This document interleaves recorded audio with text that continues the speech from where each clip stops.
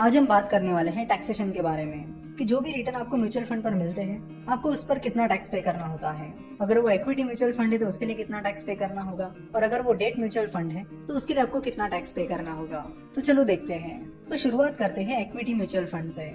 अगर आप किसी इक्विटी म्यूचुअल फंड स्कीम में इन्वेस्ट करते हो और उस म्यूचुअल फंड स्कीम के यूनिट्स एक साल के अंदर ही बेच देते हो तो वो शॉर्ट टर्म इन्वेस्टमेंट होगी जिसके लिए आपको short term capital gain tax पे करना होगा। तो इक्विटी म्यूचुअल फंड्स के लिए short term capital gain tax 15% है। फॉर एग्जाम्पल, अगर आप किसी इक्विटी म्यूचुअल फंड स्कीम में 1 लाख रुपए इन्वेस्ट करते हो और उस म्यूचुअल फंड स्कीम के यूनिट्स अब एक साल के अंदर ही बेच देते हो तो आपको जो भी प्रॉफिट होगा उस पर short term capital gain tax पे करना होगा जो कि इक्विटी म्यूचुअल फंड के लिए 15% है। सो अगर आपको 10,000 रुपीज का प्रॉफिट हुआ है तो आपको उस पर 15% यानी 1500 rupees short term capital gain tax पे करना होगा। अब बात करते हैं long term capital gain tax की। अगर आप किसी म्यूचुअल फंड स्कीम में इन्वेस्ट करते हो और उस म्यूचुअल फंड स्कीम के यूनिट्स आप एक साल से ज्यादा टाइम पीरियड के लिए होल्ड करते हो तो वो लॉन्ग टर्म इन्वेस्टमेंट हो जाती है। और जो ऐसी लॉन्ग टर्म इन्वेस्टमेंट्स होती है उससे आपको जो भी प्रॉफिट मिलता है उस पर आपको long term capital gain tax पे करना होता है। तो अगर कोई आप लॉन्ग टर्म इन्वेस्टमेंट करते हो और उसमें आपको 1 लाख रुपए तक प्रॉफिट होता है तो उस पर आपको टैक्स नहीं पे करना होगा और 1 लाख रुपए के ऊपर जो भी प्रॉफिट होता है उस पर आपको 10% long term capital gain tax पे करना होगा। फॉर एग्जाम्पल, अगर आपने किसी इक्विटी म्यूचुअल फंड स्कीम में एक साल से ज्यादा टाइम पीरियड के लिए इन्वेस्ट किया है और उसमें आपको 1.5 लाख रुपए का प्रॉफिट हुआ है तो जो पहले 1 लाख रुपए है उस पर आपको कोई टैक्स नहीं लगेगा और 1 लाख रुपए के ऊपर जो भी अमाउंट है उस पर आपको 10% long term capital gain tax लगेगा। तो यहाँ पर टोटल प्रॉफिट 1.5 लाख का हुआ है जिसमें से 1 लाख रुपए पर कोई टैक्स नहीं लगेगा, इसलिए आपको सिर्फ 50,000 रुपए पर 10% long term capital gain tax पे करना होगा। 50,000 का 10% होता है 5,000 रुपीज। तो 1.5 लाख रुपए के प्रॉफिट पर आपको 5,000 रुपीज का long term capital gain tax पे करना होगा। अब बात करते हैं डेट म्यूचुअल फंड्स के टैक्सेशन के बारे में। अगर आप किसी डेट म्यूचुअल फंड स्कीम में 3 साल से कम टाइम पीरियड के लिए इन्वेस्ट करते हो तो वो शॉर्ट टर्म इन्वेस्टमेंट कहलाएगी। वही अगर आप किसी डेट म्यूचुअल फंड स्कीम में 3 साल से ज्यादा टाइम पीरियड के लिए इन्वेस्ट करते हो तो वो लॉन्ग टर्म इन्वेस्टमेंट कहलाएगी। तो जब भी आप किसी डेट म्यूचुअल फंड स्कीम में इन्वेस्ट करते हो और अपने म्यूचुअल फंड स्कीम के यूनिट्स 3 साल के पहले बेच देते हो तो वो शॉर्ट टर्म इन्वेस्टमेंट होगी और फिर ऐसे शॉर्ट टर्म इन्वेस्टमेंट्स पर आपको short term capital gain tax पे करना होगा। अगर डेट फंड के short term capital gain tax की बात की जाए तो डेट फंड का short term capital gain tax आपको अपने टैक्स स्लैब के अनुसार पे करना होगा। फॉर एग्जाम्पल, अगर आप 20% टैक्स स्लैब में आते हो तो आपको वो short term capital gain tax 20% पे करना होगा। अगर आप 30% टैक्स स्लैब में आते हो तो आपको डेट फंड का short term capital gain tax 30% पे करना होगा। अगर आपको टैक्स स्लैब की जानकारी नहीं है तो आपको टैक्स स्लैब के बारे में बता दूं।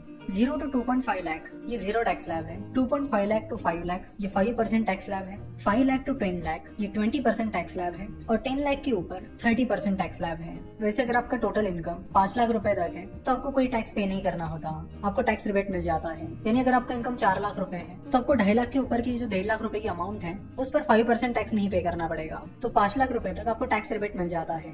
लेकिन अगर आपकी इन्वेस्टमेंट अमाउंट 5 लाख के ऊपर चली जाती है तो आपको सारे टैक्स स्लैब के अनुसार टैक्सेस पे करने पड़ेंगे। नाउ अगर आप किसी डेट म्यूचुअल फंड स्कीम में 3 साल से ज्यादा टाइम पीरियड के लिए इन्वेस्ट करते हो तो आपको long term capital gain tax पे करना होगा। तो डेट फंड के लिए long term capital gain tax है 20% आफ्टर इंडेक्सेशन। अब आप पूछोगे कि इंडेक्सेशन क्या होता है। चलो तो इंडेक्सेशन के बारे में बात करते हैं। इंडेक्सेशन में जितने टाइम के लिए आपने इन्वेस्ट किया है उस टाइम पीरियड में जो इन्फ्लेशन हुआ है उसको अकाउंट में लिया जाता है। तो इस इंडेक्सेशन इफेक्ट से इन्वेस्टर्स को अल्टीमेटली फायदा ही मिलता है। चलो तो डेट म्यूचुअल फंड के long term capital gain tax को एक एग्जांपल के साथ समझते हैं। मान लीजिए कि आपने किसी डेट म्यूचुअल फंड के 500 यूनिट्स खरीदे हैं। आपने वो यूनिट्स फाइनेंशियल ईयर 2012-13 में खरीदे थे और तब आपने उन म्यूचुअल फंड्स को 10 रुपीज की प्राइस पर खरीदा था और फिर फाइनेंशियल ईयर 2018-19 में आपने उन सारे 500 यूनिट्स को 20 रुपए की प्राइस पर बेच दिया। तो यहाँ पर आपको हर यूनिट के पीछे 10 रुपए का प्रॉफिट हुआ, यानी टोटल 500 यूनिट्स पर आपको 5,000 रुपए का प्रॉफिट हुआ। नाउ जैसे कि हमने देखा कि डेट फंड पर long term capital gain tax है 20% आफ्टर इंडेक्सेशन इफेक्ट। तो अगर इंडेक्सेशन नहीं होता और सिर्फ 20% टैक्स होता तो 5,000 पर 20% यानी आपको 1,000 रुपीज का टैक्स पे करना होता। नाउ लेट्स सी कि इंडेक्सेशन इफेक्ट से क्या होगा और उस टोटल टैक्सेशन पर उसका क्या असर होगा। तो इंडेक्सेशन इफेक्ट के लिए पहले आपको इंडेक्स कॉस्ट निकालनी होगी और इंडेक्स कॉस्ट का फॉर्मूला है जिस साल आपने यूनिट्स बेचे उस साल का CII that is cost inflation index divided by जिस साल आपने उन यूनिट्स को खरीदा था उस साल का CII मल्टीप्लाइड बाय जिस प्राइस पर आपने वो यूनिट्स खरीदे थे।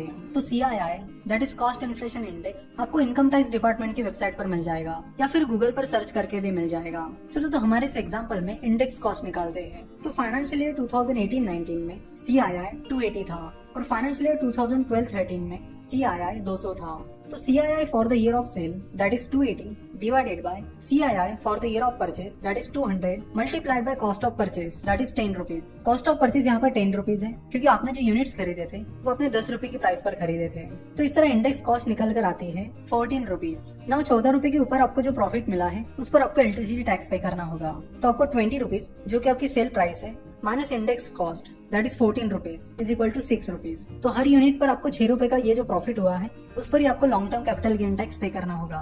तो इंडेक्सेशन के बाद आपको हर यूनिट पर 6 रुपए का प्रॉफिट हुआ है। ऐसे ही आपने 500 यूनिट्स खरीदे थे, so 500 multiplied by 6 is equal to 3000। तो इन 3000 रुपीज पर आपको 20% का टैक्स पे करना होगा जो कि निकल कर आता है 600 रुपए। तो इस तरह इंडेक्सेशन इफेक्ट की वजह से आपका टैक्स कम हुआ।